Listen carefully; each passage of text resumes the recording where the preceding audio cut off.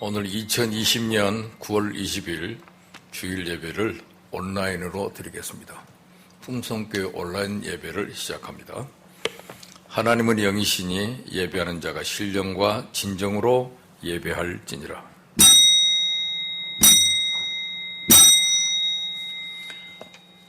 우리의 능력이 되시는 하나님을 향하여 기쁘게 노래하며 야곱의 하나님을 향하여 즐거이 소리칠지어다. 희를 읊으며 소고를 치고 아름다운 수금의 비파를 아우릴지어다. 초하루와 보름과 우리의 명절에 나팔을 불지어다. 사랑이 많으신 하나님, 거친 세상에서 살던 저희들이 거룩한 주일을 맞아 걱정과 근심을 내려놓고 주님을 만나려고 예배의 자리로 나왔습니다. 주님을 사모하며 성전으로 나온 저희들을 긍휼히 여기사 넓은 품에 맞아주시고 주님의 장막에서 즐거운 제사를 드리게 하옵소서. 주님의 은혜를 간구하는 저희들에게 자비하신 음성을 들려주시고 그 밝은 얼굴을 숨기지 마옵소서. 오늘도 주님의 도로 가르치시고 우리의 발걸음을 평탄한 길로 인도하여 주옵소서. 언제나 우리를 사랑으로 인도하시는 예수님의 이름으로 기원하옵나이다. 아멘. 찬송 20장 영광송 올립니다.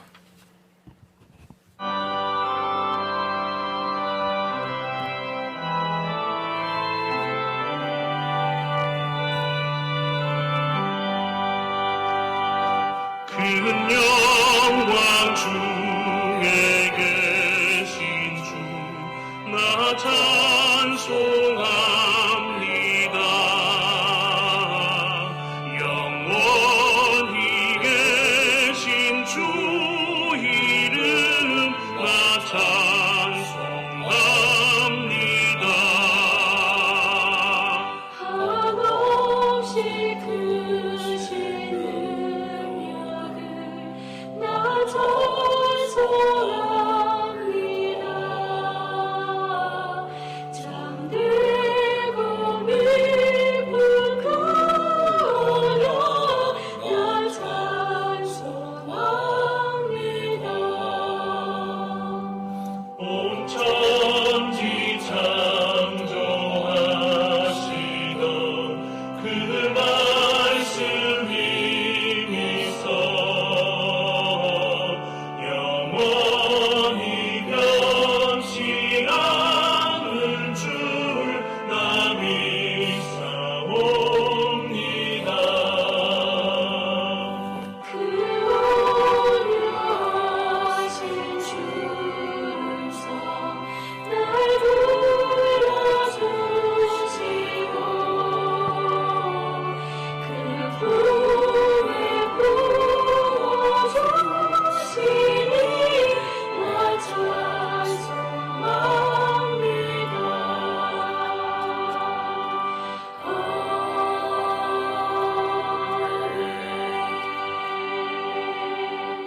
성시교독 47번 시편 105편입니다.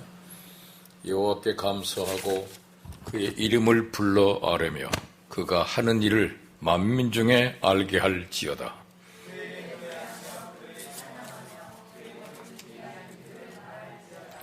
그의 거룩한 이름을 자랑하라. 여호와를 구하는 자들은 마음이 즐거울지로다.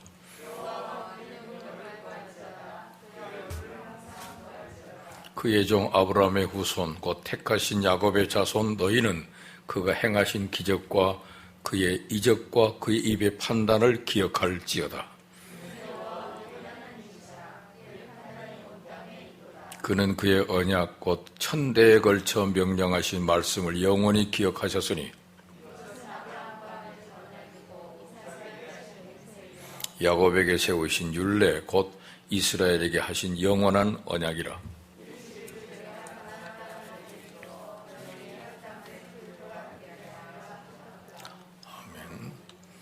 우리 사도신경으로 우리 신앙을 고백합니다. 나는 전능하신 아버지 하나님, 천지의 창조주를 믿습니다. 나는 그의 유일하신 아들 우리 주 예수 그리스도를 믿습니다. 그는 성령으로 잉태되어 동정녀 마리아에게서 나시고 본디오 빌라도에게 고난을 받아 십자가에 못 박혀 죽으시고 장사된 지 사흘 만에 죽은 자 가운데서 다시 살아나셨으며 하늘에 오르시어 전능하신 아버지 하나님 우편에 앉아 계시다가 거기로부터 살아있는 자와 죽은 자를 심판하러 오십니다. 나는 성령을 믿으며 거룩한 공교회와 성도의 교제와 죄를 용서받는 것과 몸의 부활과 영생을 믿습니다. 아멘. 찬송 377장.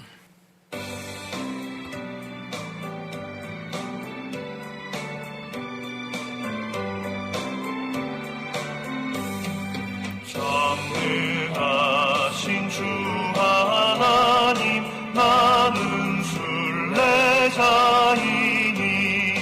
나는 심히 연약해도 주는 하나옵니다.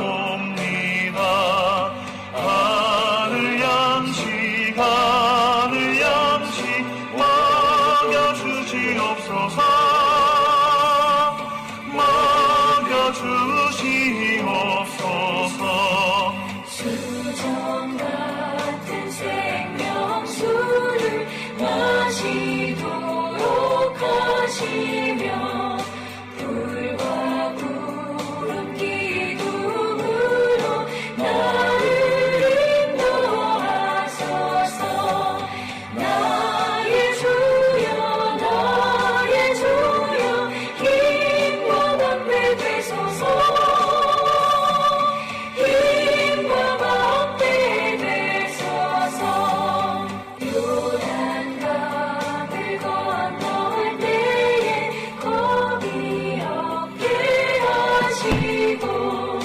저기 배는 가나안 땅 편히 걷게 하소서. 영원토록 주께 찬양하리라. 주께 찬양하리라.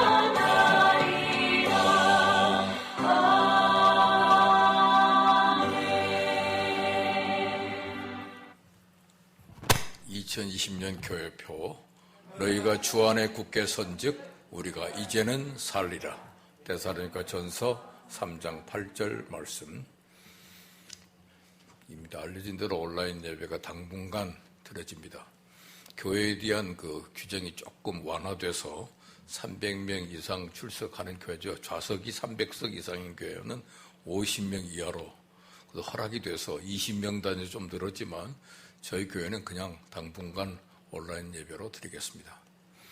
추석이 지날 때까지 진행이 될지 안 될지는 잘 모르겠으나 어떻든 사회적 거리 두기가 계속 진행이 되니까 여러분 같이 잘 지켜주시기 바랍니다. 담임 목사 동정은 참고해 주시고, 요새 학교 강의는 국제신대원은 계속 강의가 있습니다. 또 저녁에도 강의하고 또 수업으로 하는데 총신대만 화요일 날은 줌으로 강의를 하고, 그것은 목요일 날은 또 방송 강의로 해서 4번 지금 출강을 하고 있습니다. 코로나19 예방을 위해서는 늘 반복하는 얘기니까 생활속 거리두기를 실천하고 너무 친하게 지내지 마세요. 재앙이 닥쳐와서 모두가 다 긴장하고 있기 때문에 조심해야 됩니다. 그래서 반가운 손자도 요새는 덜 만나고 이제 비대면으로 만나는 입장입니다. 내일부터는 우리 대한예수교회 장로회 총회가 길리는데, 이번에 일주일 동안 진행되는 총회가 이번에 그 소강성 목사님이 있는 교회 중심으로 해서 전국의 50개 교회가 따로따로 이렇게 분할돼 가지고 거기서 총회를 비대면으로 진행을 합니다. 이번에도 온라인 총회, 역사상 처음 있는 총회를 온라인으로 진행을 하기로 했어요. 근데 저희 그 노회는 한북노회인데 저기 예정교회인가요? 어디? 거기서 모인답니다. 그래서 여러 노예들이 합해져 가지고 한꺼번에 대표들만 참석하는 총회가 진행이 됩니다. 어쨌든 이런 때를 망했으니까 우리가 코로나 예방에 좀 만전을 받기 위해서 우리가 편안하고 안전하게 잘 살 수 있기를 바랍니다. 이상입니다. 찬송가 376장 부르겠습니다.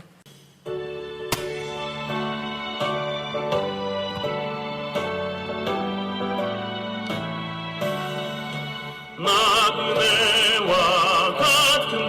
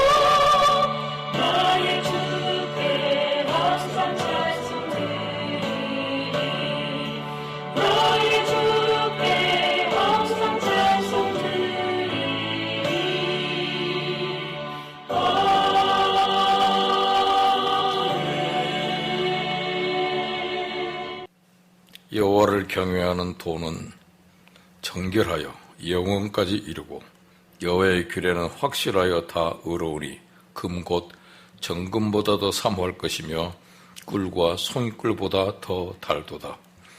교회의 머리가 되시는 주님, 복되고 거룩한 주일을 맞아 주님께 영광 돌릴 수 있게 하여 주시고 이 시간 또다시 주님께와 온라인으로 가정에서 주께 영광을 돌릴 수 있도록 축복하심을 감사드립니다. 저에게 향하신 주님의 섭리와 사랑을 생각할 때 감사와 감격뿐입니다. 예배에 파묻힌 삶으로 인도되는 것이 너무나 큰 주님의 축복임을 깨닫습니다. 이 축복을 늘 누릴 수 있는 저희들이 되게 하시고 언제나 감격이 넘치는 예배를 드릴 수 있는 저희 모두가 되게 하여 주옵소서. 주님, 죄인들을 위하여 낮고 천한 자를 찾아오신 주님이신데 저희들은 스스로를 높이고 섬김을 받는 일을 더욱 좋아했습니다. 주님의 겸손을 본받아 섬기는 자로서의 삶을 살아갈 수 있는 저희 모두가 되게 하여 주옵소서. 저희로 주님의 몸된 교회의 지체가 되게 하셨사오니 늘 하나님의 선하시고 온전한 뜻이 무엇인지 분별할 수 있게 하여 주시고 믿음의 분량에 따라 지혜롭게 봉사할 수 있는 저희 모두가 되게 하여 주옵소서. 봉사자의 중요한 자세는 자기 직분에 따라 그 역할을 잘 감당해야만 될 줄 압니다. 손은 손으로서, 발은 발로서, 머리는 머리로서의 기능을 잘 감당하는 것이 중요한 줄 압니다.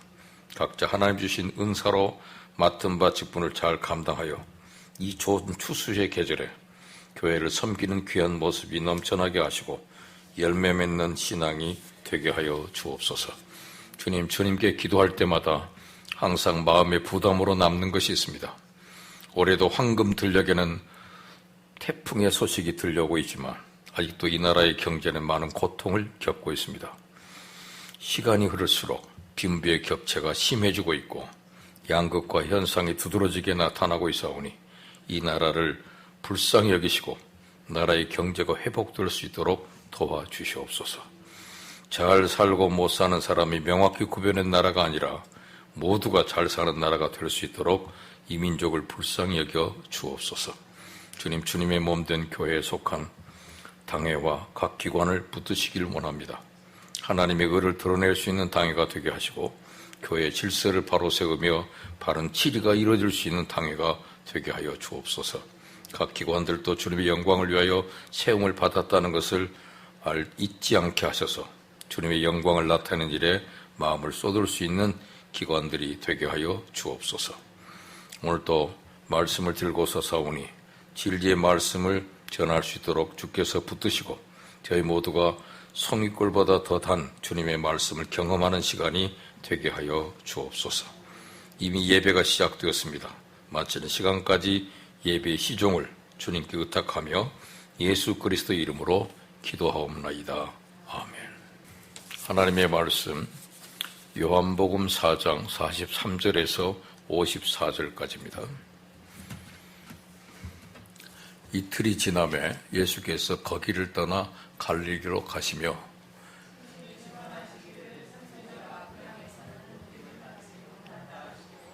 갈릴리에 이르심에 갈릴리인들이 그를 영접하니 이는 자기들도 명절에 갔다가 예수께서 명절 중 예루살렘에서 하신 모든 일을 보았음이더라.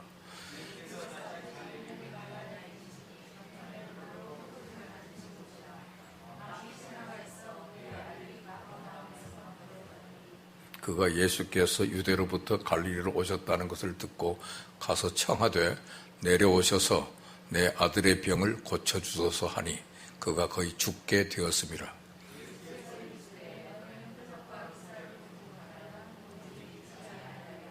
신하가 이르되 주여 내 아이가 죽기 전에 내려오소서.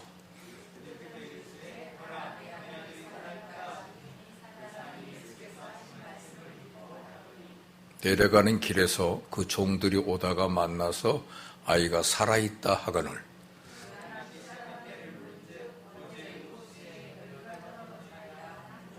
그의 아버지가 예수께서 네 아들이 살아있다 말씀하신 그때인 줄 알고 자기와 그 온 집안이 다 믿으니라.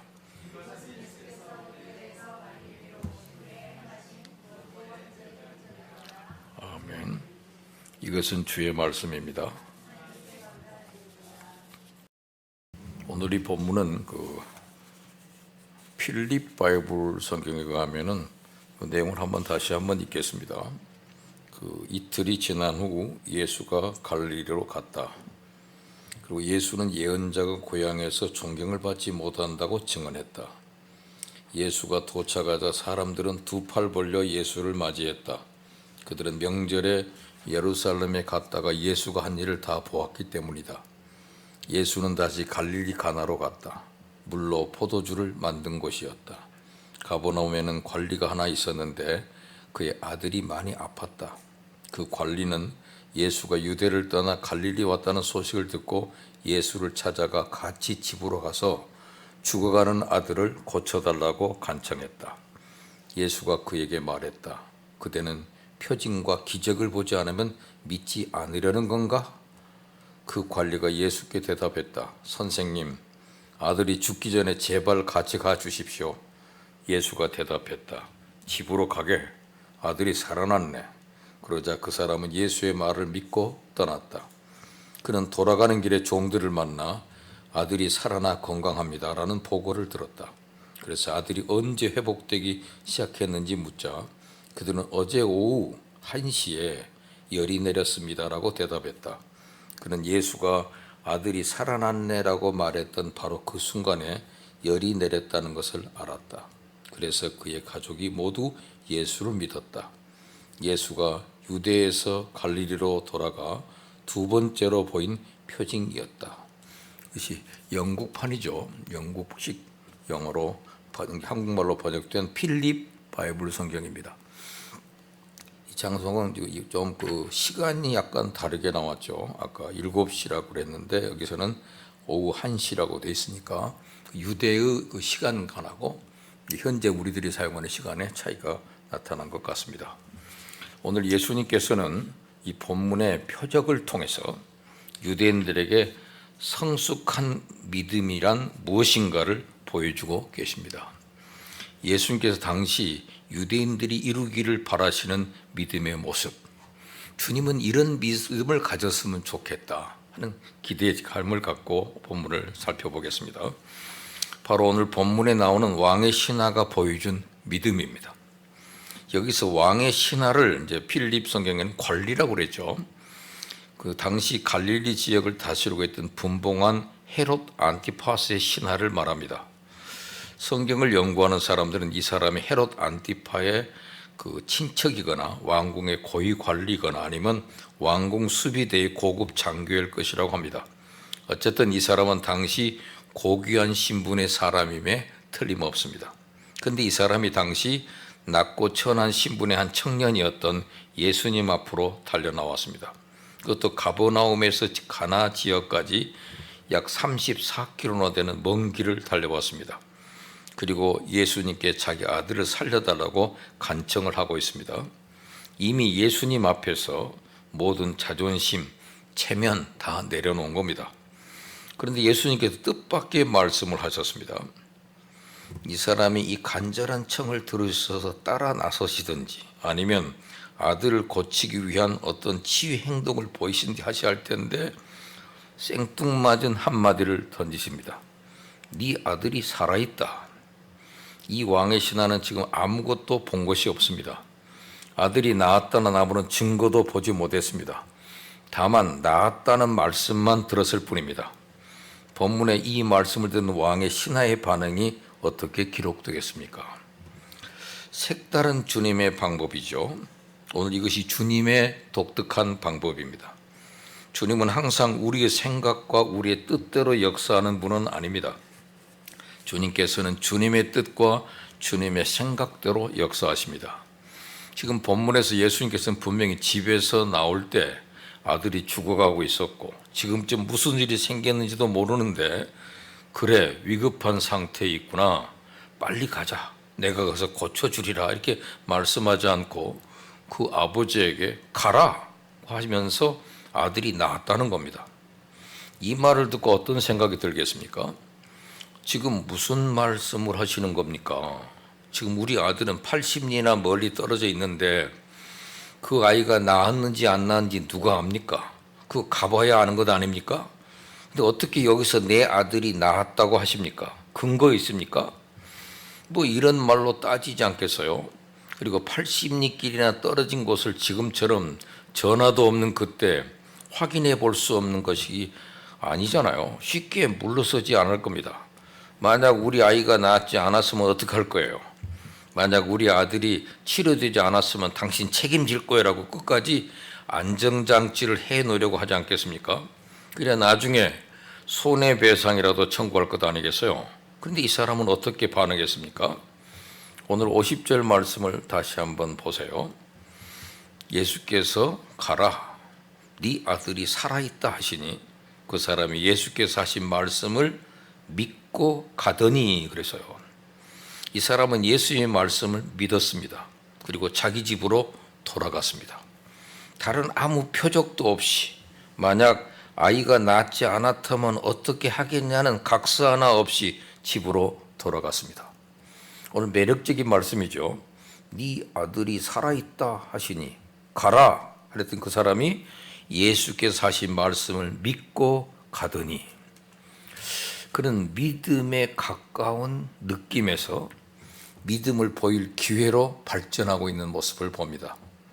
슬픔과 질병의 영역에 나타난 하나님의 권능도 이 본문과 함께 나타납니다.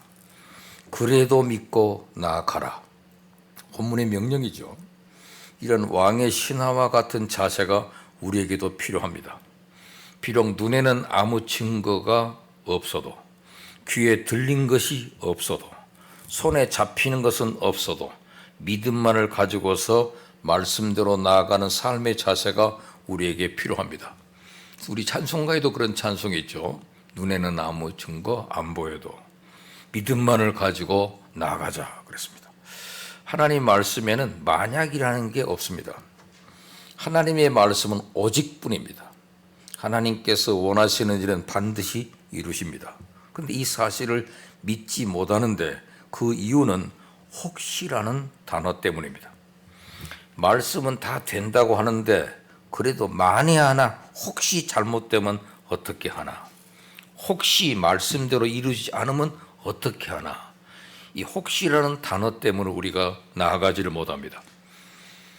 구약성경 그 열왕기하 5장에 등장하는 그 바로 아람 나라의 나만 장군 얘기, 이 사람이 혹시병에 걸린 사람이었습니다. 문둥병에 걸린 나만 장군이 소문에 듣자하니 이스라엘의 엘리사 선지자에게 가면 자기 병을 고칠 수 있다는 얘기를 들었습니다. 그래서 모든 자존심을 내던지고 은금과 의복 등의 푸짐한 선물을 준비하여 엘리사 집까지 찾아왔습니다. 그런데 엘리사 선지자라는 사람은 콧배기도 보이지 않고 사람을 시켜 이런 메시지만 전해주는 겁니다. 너는 가서 요단강에 몸을 7번 씻으라. 네 살이 여전하여 깨끗하리라. 나만은 화가 머리끝까지 났습니다. 그래도 명색이 세상을 호령하는 아람 나라의 국방부 장관이 나를 직접 맞이하여 여호와의 이름을 부르고 상처에 손을 흔들어 안수해서 낫게 해줄 것을 기대했는데 더러운 요단강 물에 몸을 담그라고 하니 그래서 그것도 한 번씩이 아니라 7번씩이나 나아만은 너무너무 분해서 몸을 들이켜 고국인 아람 나라로 떠나려고 했습니다. 그때 그 종들이 무슨 말을 했습니까? 지금은 당신이 치료받기 위해서는 엘리사가 하라는 대로 해야 되지 않겠어요? 하고 설득을 했습니다. 당신은 환자라는 사실을 일러주고 결국 나만 장군은 엘리사 선지자의 말대로 요단강 7번 몸을 잠그니 병이 낫게 되어 어린아이 살과 같이 깨끗하게 되었다. 여러분 가라 하면 가는 겁니다. 물속에 담그라 그러면 담그는 겁니다. 하라 하면 하는 겁니다. 믿음이라는 게 어려운 게 아니에요. 이것이 믿음의 역사를 체험하는 방법입니다. 보면 아까 말 있었지만 50절부터 52절을 보세요. 예수께서 가라사대보다도 가라 말씀하시니까 네 아들이 살아있다 하시니 그 사람이 예수께서 하신 말씀을 믿고 가더니 그 다음에 중요한 말이죠. 내려가는 길에 내려가는 길에 믿고 내려가다가 내려가는 길에 그 종들이 오다가 만나서 아이가 살았습니다 그러더니 그 낫기 시작한 때를 물으니까 어제 7시에 7시가 오후 1시죠. 열기가 떨어졌나이다 하는지라. 그는 주님의 말씀을 믿고 집으로 가는 길에서 하인을 만났고 하인들로부터 자기 아들이 살아났으며 아들이 낫기 시작한 때가 예수님이 말씀하신 바로 그 시간이었다는 사실을 알았습니다. 그리고 그리 온 집이 다 예수를 믿게 되었다. 결국 아들이 죽을 병을 통해 아버지뿐 아니라 그의 온 식구들이 예수님을 믿고 구원받는 복을 받게 됐다는 것이죠. 어려움과 난관이 오히려 하나님 앞에서 큰 축복을 받는 계기가 되었습니다. 그 사람이 예수께서 하신 말씀을 믿고 가더니, 이게 참 중요한 말씀입니다. 이 사람은 아무것도 본 것이 없어요. 증거를 확인하지도 못했습니다. 다만 말씀만 믿고 집으로 돌아갔습니다. 지금 아들을 고치기 위해 그가 먼 길을 달려왔습니다. 아들을 고치기 위해 무엇인가 하려고 그 먼 길을 달려왔어요. 그런데 단지 아들이 나았다는 말씀을 들었을 뿐입니다. 어떻게 그 말씀을 믿으라는 말입니까? 어떻게 그 말씀만 듣고 돌아가란 말입니까? 근데 놀랍게도 이 사람은 그 말씀을 그대로 믿었습니다. 그리고 그 말씀을 믿고 돌아갔습니다. 그렇습니다. 이것이 바로 성숙한 믿음입니다. 주님의 말씀만 믿고 순종하는 것. 주님께서 당시 유대인들에게 바라시는 믿음이 바로 이겁니다. 그리고 오늘 우리에게 바라시는 믿음도 이겁니다. 오랫동안 콩고에서 선교하던 월치 버튼이라는 목사님의 간증입니다. 이분은 오랫동안 콩고에 선교를 하던 중에 그 사역 도중에 간암에 걸리고 말았어요. 치료가 불가능한 상태에서 고향으로 돌아와 죽을 날만 기다리고 있었습니다. 이 목사님이 할 수 있는 일은 기도하고 말씀을 읽는 것뿐이에요. 어느 날 그가 베드로전서 2장 24절을 읽게 됐습니다. 친히 나무에 달려 그 몸으로 우리 죄를 담당하셨으니 이는 우리로 죄에 대하여 죽고 의에 대하여 살게 하려 하심이라. 이 말씀을 묵상하는 동안 너무나 감사해서 한없이 눈물을 흘렸습니다. 잠시 멈추었다가 계속 말씀을 읽어나갑니다. 저가 채찍에 맞음으로 너희는 나음을 얻었나니. 이 말씀을 보는 순간 성령님의 음성을 마음 깊이 듣게 됐습니다. 사랑하는 아들아, 내가 질병의 고통을 대신 짊어지고 그 무서운 형벌을 대신 감당하기 위해 무자비한 로마 병정들에게 등이 찢어지도록 채찍을 맞았다. 내가 너를 대신하여 질병의 형벌을 다 청산했다. 너는 저가 채찍에 맞음으로 너희는 나음을 얻었나니 하는 말을 믿느냐? 그 순간 이 목사님은 즉시 이 말씀 믿음으로 받아들이고 감사를 드리며 입으로 시인하기 시작합니다. 그렇다. 저가 채찍에 맞음으로 월츠 버튼은 나았다. 저가 채찍에 맞음으로 나는 나았다 하고 수천 번 반복하며 시인했습니다. 이 목사님은 그의 영혼 깊숙한 곳에서부터 자신의 병이 고침을 받았던 확신으로 가슴이 뜨거워졌습니다. 그 말씀은 살아서 역사하기 시작합니다. 그 목사님은 즉시 아내를 불러 이 말씀을 보세요. 저가 채찍에 맞음으로 너희가 남을 입었다고 기록되어 있지 않소? 이 말씀을 통하여 성령께서는 내게 말씀하셔서 나는 이제 간암 환자가 아니요 하나님께서 고쳐주신 정상인이요 정상인이 누워서 있을 수만은 없지 않소? 이제 나는 새로운 힘을 입어 일어나 활동을 해야겠소 하고는 자리를 털고 일어나 주님의 일을 다시 하기 시작했습니다. 이 목사님은 하나님께 주신 말씀을 의심 없이 받아들였습니다. 그리고 전보다도 열심히 활동하며 건강을 찾았습니다. 이것이 성숙한 믿음입니다. 보고 믿는 게 아니에요. 말씀만을 믿는 겁니다. 그리고 그 믿음대로 역사를 체험하게 되는 겁니다. 우리도 이런 성숙한 믿음을 가지게 되기를 바랍니다. 그럼 성숙한 믿음의 열매죠. 오늘 본문의 왕의 신하가 예수님 말씀 믿고 집으로 달려갔습니다. 집으로 가던 중에 아들이 낳은 소식을 전하려고 달려오는 종들을 만났어요.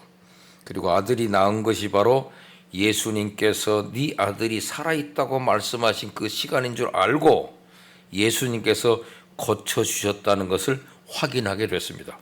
그런데 그 다음이 중요합니다. 이 사람의 집으로 가서 아들이 낳은 것을 확인했다는 말이 기록되어 있지 않습니다. 물론 집으로 가서 아들이 낳은 사실을 보았겠죠. 그러나 그것은 별로 중요하지 않기 때문에 기록이 안 됐습니다. 그리고 본문을 보면 이 아들이 어떤 병에 걸렸었는지 그 병세가 얼마나 중요한지가 기록되어 있지 않습니다. 그리고 그 아들이 병이 나은 뒤에 어떻게 되었는지 역시 기록하고 있지 않습니다. 이거 역시 그렇게 중요한 게 아니기 때문에 기록하지 않았어요. 다만 본문이 이 표적의 열매로 기록해 놓은 것이 어떤 것입니까? 거기 보니까 자기와 그 온 집안이 다 믿으니라 하는 말씀입니다. 모두가 다 믿게 되었다. 이게 중요한 말씀이죠. 그래서 53절에 자기와 그 온 집안이 다 믿으니라. 이 왕의 신하가 이 표적을 체험한 후에 본격적으로 예수를 구주로 영접하고 예수의 제자가 되었다는 것이죠. 이 왕의 신하뿐 아니라 그의 온 집안이 다 예수를 구주로 영접하고 믿음의 사람들이 되었다.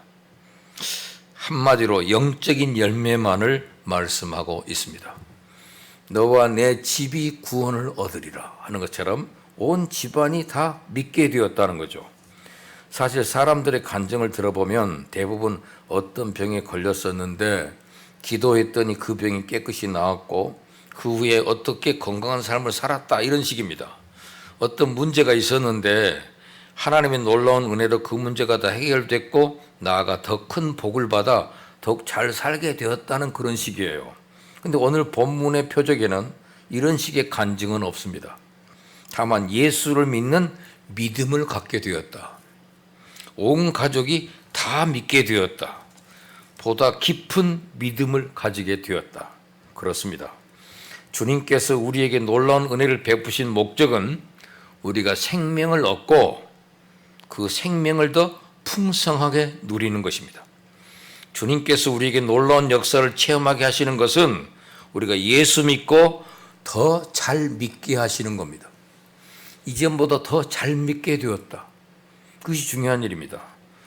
사람들은 믿음의 열매를 겉사람에게서 찾으려고 그래요.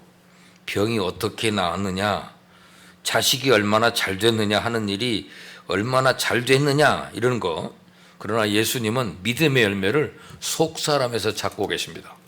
얼마나 그 믿음이 자랐느냐, 얼마나 주님을 더 사랑하게 됐느냐, 얼마나 주님께서 맡기신 일에 충성하게 됐느냐. 우리의 생각과 관점이 좀 바뀌어야 되겠습니다. 여러분, 오늘도 주님은 우리에게 표적을 보이고 계십니다. 크고 작은 기도의 응답을 체험하게 하십니다. 때론 놀라운 일을 체험하게 하시기도 합니다. 이때 우리는 그 표적 앞에 담겨있는 하나님의 뜻을 깨달아야 됩니다. 그리고 중요한 것은 그 표적의 결과 우리의 믿음이 깊어져 갔다. 주님을 더 사랑하게 되었다. 더 주님께 충성하고 헌신하게 되었다. 그렇게 되는 것이죠. 오늘 보이지 않아도 믿음으로 실상을 보게 된 왕의 신하 얘기를 오늘 우리는 이 본문에서 보게 됩니다.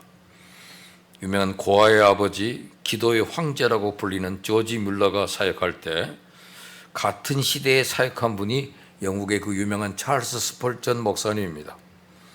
그 스펄전이 당시에는 큰 돈인데요. 3,000달러가 필요하다는 조카의 부탁을 받았습니다. 마치 몇 번 설교를 하고 3,000불을 받았어요.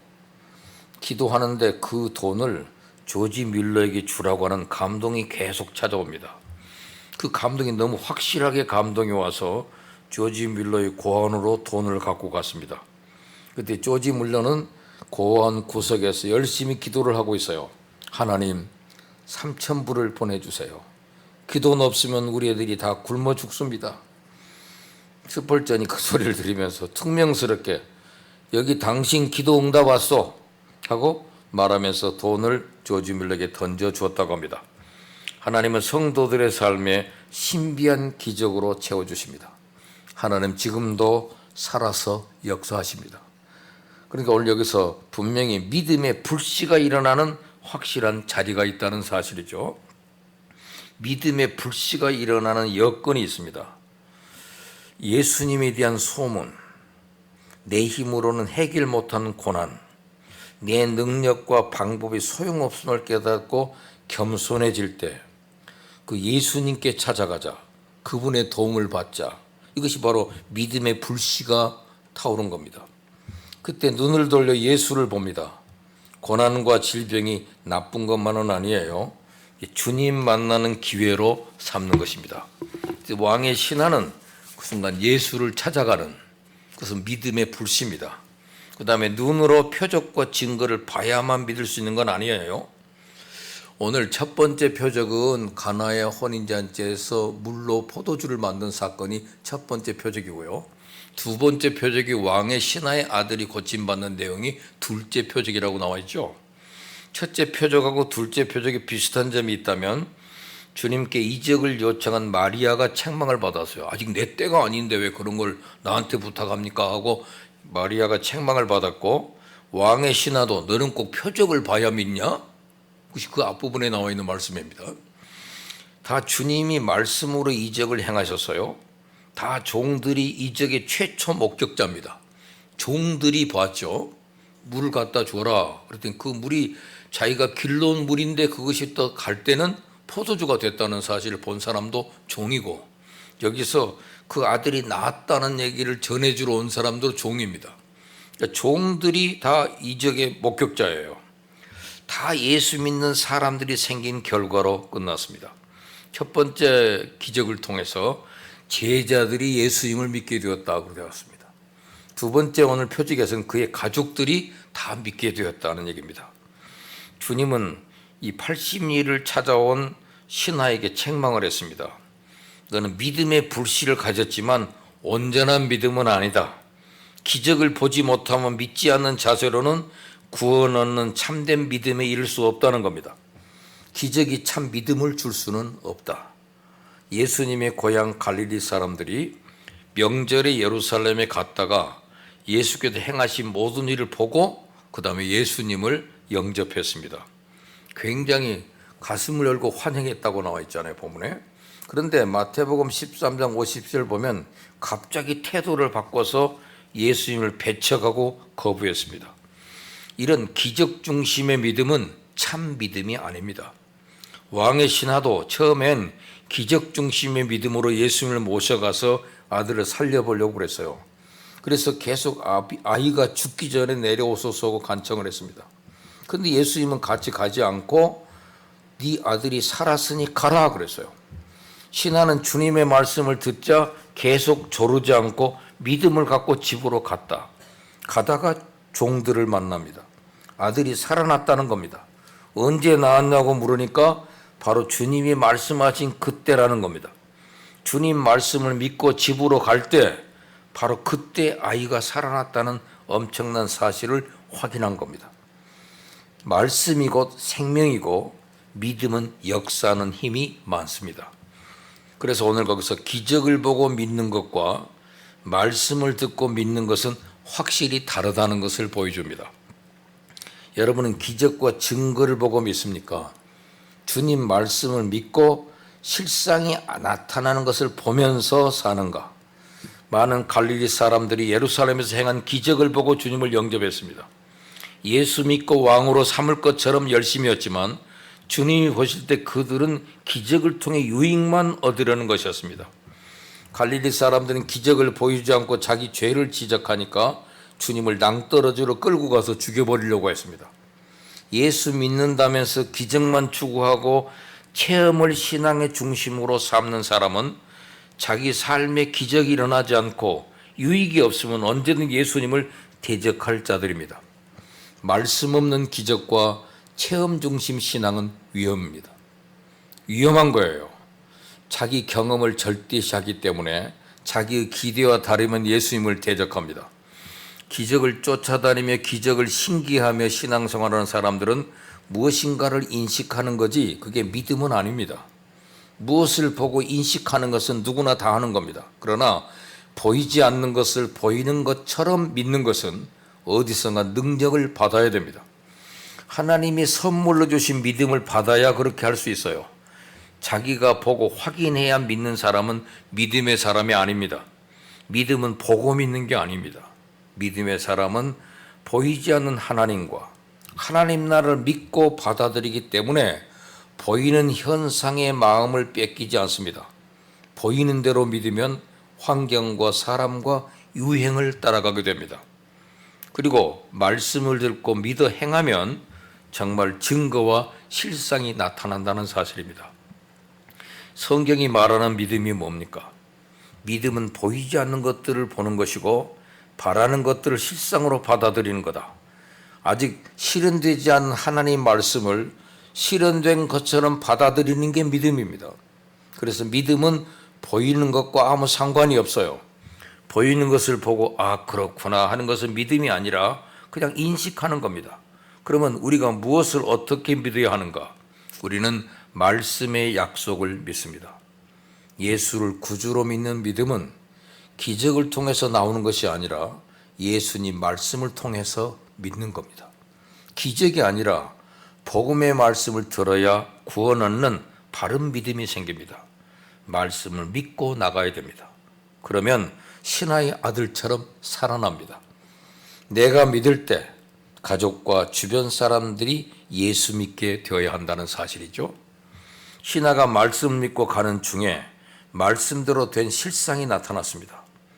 믿고 내려가더니 그 말, 네 아들이 살았다는 말씀만 듣고 믿고 내려가더니 그래서 그 신하가 이 말씀 믿고 가는 중에 말씀대로 된 실상이 나타났습니다. 우리도 이렇게 말씀을 믿고 나갈 때 믿음대로 되기 바랍니다. 믿음의 역사로 가족과 주변 사람이 예수를 믿게 되었어요. 내 가족과 주변 사람은 다 믿는가? 믿지 않는 이유가 무엇일까? 내 믿음이 말씀 중심인가? 현상 중심인가? 그걸 돌아봐야 됩니다. 예수 소문을 들어야 믿음의 불씨가 생기는데 당신은 예수의 말씀을 전하고 있는가? 예수님 소문을 내고 있는가? 오늘 잘 나가던 왕의 신하, 가버나움의 한 왕의 신하라고 그랬잖아요. 반복해서 얘기합니다만 헤롯 안티파스라고는 왕의 신하입니다. 당당한 사회적 신분을 가지고 있던 사람, 높은 지위와 권력을 누리고 있던 사람, 특권층의 사람, 출세한 사람. 그러던 어느 날 갑자기 아들이 질병에 걸렸어요. 이 아들은 왕의 신하에게 하나밖에 없는 외동 아들이었을 거라고 생각합니다. 이렇게 귀한 외아들이 병에 걸린 겁니다. 평범한 병이 아닌 중병에 걸린 겁니다. 47절에 보니까 아들의 상태가 거의 죽게 되었다고 언급한 걸 보면 당시 의학으로도 고치지 못하는 중병에 걸린 게 분명합니다. 그러나 중병에 걸린 아들에게는 그의 신분도 권력도 재산도 그 어떤 노력도 아무 소용이 없다는 걸 깨달았어요. 가정에 불어닥친 고난이 오히려 축복이 된 겁니다. 많은 사람들이 고난은 저주요 평탄함이 축복이라고 생각합니다만은 꼭 그런 것은 아닙니다. 오히려 평탄함이 사람을 죽입니다. 여러분, 평탄이 사람을 죽인단 말, 호주의 원주민들을 우리가 애보리진이라고 그럽니다. 아보리진. 원래 아보리진들은 덩치도 크고 힘도 장사해서 전쟁도 잘하는 사람들이었어요. 언뜻 이 애보리진들의 얼굴만 봐도 싸움 잘하게 생겼어요. 그런데 언제부터 약해진 줄 아십니까? 평범한 삶을 살면서부터랍니다. 1788년 캡틴 쿡 선장이 도착한 후에 영국 사람들이 호주에 무더기로 이주해 오고 나서 이 원주민들인 애보리진들을 극진히 대접해 줬습니다. 종족 보호를 이유로 애보리진 보호구역을 만들어 놓고 보호해 줬어요. 2주마다 그들이 먹고 살기에 충분할 만큼의 수당을 줬습니다. 또 그들에게 담배를 무상으로 제공해 줬어요. 그들은 수당으로 생계가 보장되기 때문에 뼈 빠지게 일할 필요가 없습니다. 이미 온 가족이 살 수 있는 그 주거지가 있기 때문에 열심히 내 집 마련을 위해 노력할 필요도 없습니다. 머리 싸매며 골치 아프게 공부도 할 필요가 없어요. 그런데 그렇게 호주 정부로부터 보호와 대접을 받고부터 그들이 약해지기 시작했습니다. 허구한 날 술이나 퍼마시고 벌건 대낮에 마약 주사나 맞고 하루 종일 줄곧 담배만 피우면서 사는데 그들이 약해지지 않겠어요? 그들은 육체가 점점 쇠약해지면서 종족 번식이 줄어들고 있습니다. 이제 아보리진들은 호주 사회에서 영향력을 발휘하기는커녕 지구상에서 종족이 사라질까 염려가 될 정도로 인구 증가율이 바닥으로 떨어지고 있습니다. 여러분, 평탄함이 사람을 죽인다는 것을 깨닫습니다. 돈이 사람을 약하게 만드는 사실을 깨닫습니다. 과잉 보호가 사람을 멸망시킨다는 사실을 깨닫습니다. 그렇다면 고난이 사람을 살린다는 사실입니다. 반면에 고난은 사람을 강하게 만들고 사람을 살립니다. 고난은 사람을 사람답게 만듭니다. 때때로 고난은 저주가 아니라 복이 되기도 합니다. 유명한 일화가 있잖아요. 토스카니라고 하는 1869년에 태어나서 1957년까지 산 유명한 관현악의 세계적인 명지휘자죠. 세계의 존경과 사랑을 받았던 사람입니다. 원래 그에게는 남다른 불행이 한 가지 있었는데 그것은 그가 아주 심한 근시안이어서 앞을 잘 보지를 못해요. 그는 첼로 연주자가 되어 관현악단에서 연주할 때마다 앞에 놓인 악보를 볼 수가 없기 때문에 항상 악보를 미리미리 속에다 외워두고 연주해 나갔다고 합니다. 그러던 어느 날 한 번은 갑자기 연주회 직전에 지휘자가 병원에 입원을 하기로 했어요. 그 많은 오케스트라 단원 중에 곡을 전부 암기하여 외우고 있는 사람은 오직 당시에 19살밖에 안 먹은 이 토스카니니 뿐이었답니다. 그래서 그가 임시 지휘자로 단위에 서게 됐어요. 이 사건이 지휘자 토스카니니가 태어나게 된 결정적인 계기가 됩니다. 만약에 토스카니니에게 근시라는 고난이 없었다면 그는 평범한 첼로 연주자로 이름 없이 흘러갔을 거예요. 세계적으로 위대한 지휘자는 되지 못했을 겁니다. 고난이 세계적인 명지휘자를 만든 원동력이 된 겁니다. 그러므로 저는 고난이 무조건 나쁜 것은 아니라고 믿어요. 고난이 사람을 변화시키는 힘이 있습니다. 고난이 사람을 성숙시키는 힘이 됩니다. 고난이 사람을 변화시키고 사람을 살립니다. 그래서 아까 말씀드린 대로 평탄함이 사람을 죽인다. 고난이 사람을 살린다. 그렇기 때문에 우리는 다가오는 고난을 선용하십시다. 그러므로 고난을 잘 선용하셔야 됩니다. 때때로 고난이 우리에게 유익합니다. 그래서 시편 기자는 시편 119편 67절에 이런 고백을 했습니다. 고난 당하기 전에는 내가 그릇 행하였더니 이제는 주의 말씀을 지키나이다. 또 시편 기자가 71절에서 고난 당한 것이 내게 유익이라. 이로 인하여 내가 주의 율례를 배우게 되었나이다. 고난은 잘못하고 있는 사람을 돌이키게 합니다. 고난은 사람을 단순하게 만들고 겸손하게 만듭니다. 그러므로 고난을 선용해야 됩니다. 코로나 바이러스도 일종의 고난입니다. 고난이 우리에게 축복이 되게 하기 위해서 고난을 선용해야 되겠죠. 여러분, 연주를 듣다가 왕이 벌떡 일어났다는 그 유명한 할렐루야를 작곡한 핸델은 건강이 매우 나빴다고 합니다. 그는 병을 고치려고 재산을 모두 탕진했고 그러고도 모자라서 남의 돈을 빌려 썼습니다. 그러나 건강도 찾지 못했고 돈도 갚지 못했어요. 결국 반신불수의 비참한 상태로 감옥에 갇히고 말았습니다. 그때 그는 불행했고 고통스럽습니다. 그러나 그가 남긴 불후의 음악인 할렐루야를 작곡한 것은 바로 그 감옥 안에서 이루어진 일이랍니다. 소설가 오우 헨리도 마찬가지입니다. 그는 은행원으로 근무할 때 부정대출에 관련돼서 감옥에 들어가야만 했어요. 거기서 그는 무료함과 고독을 견디는 방편으로 글을 썼는데 그것이 저 유명한 마지막 입새라는 작품입니다. 미국에서 4번이나 대통령을 지낸 사람은 루즈벨트뿐입니다. 그는 소아마비로 지체가 부자였던 사람이죠. 하지만 모든 장애를 극복하고 세계 초강대국의 영도자로서 많은 업적을 남깁니다. 핸델도, 오우 헨리도, 루즈벨트도 모두 하나님의 사랑을 느끼며 감사했던 사람들입니다. 그런 그들이기에 그들은 고통 속에서도 위대한 음악과 위대한 글과 위대한 업적을 이룰 수가 있었습니다. 여러분, 지금 중병에 걸린 아들을 둔 왕의 신화와 같은 고통과 시련이 한가운데 있다면, 고난 가운데 있다면, 고난은 저주가 아닙니다. 고난에는 우리를 변화와 성숙을 시키는 힘이 있습니다. 여러분, 고난을 축복으로 선용하시기 바랍니다. 아들의 죽을 병을 통해 자신뿐 아니라 그의 온 식구들이 예수를 믿고 구원받는 복을 받게 된 왕의 신하처럼 그래도 믿음으로 나아가시기 바랍니다.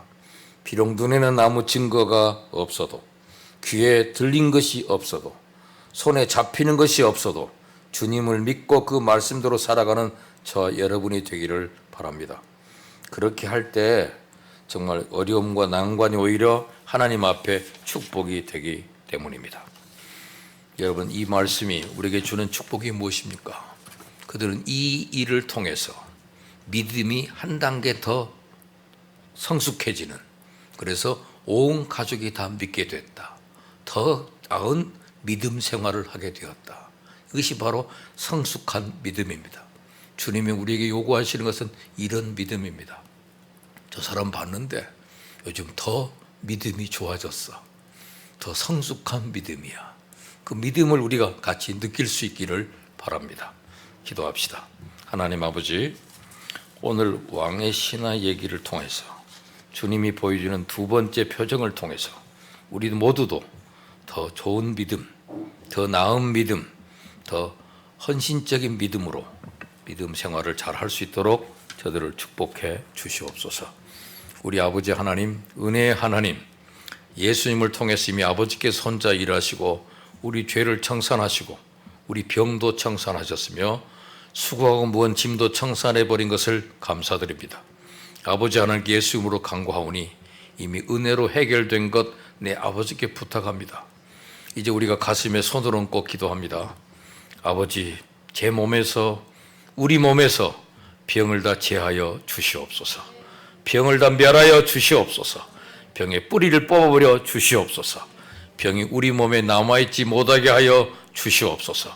우리 힘으로 싸우지 않고 이미 하나님께서 싸워 이겨놓은 것에 우리는 의지합니다. 은혜로 고쳐 주시옵소서. 수고하고 무거운 짐 주님께 맡깁니다. 이 일은 하나님의 것, 이를 행하시고 그것을 만들어 성취하신 하나님, 하나님 맡아 처리하여 주시옵고 휴식을 주시옵소서. 평안을 주시옵소서. 승리를 주시옵소서. 성령으로 충만케 하여 주시고 하나님의 영광이 넘치게 하여 주시옵소서. 우리의 기도를 들어주심을 감사하고 예수님 이름 받들어 기도하옵나이다. 아멘. 이 찬송 6장.